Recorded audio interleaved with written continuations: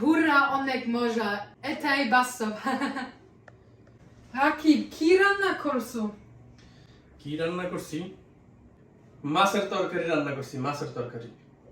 মাছের মধ্যে পানি পানি এগুলালে কি কয়?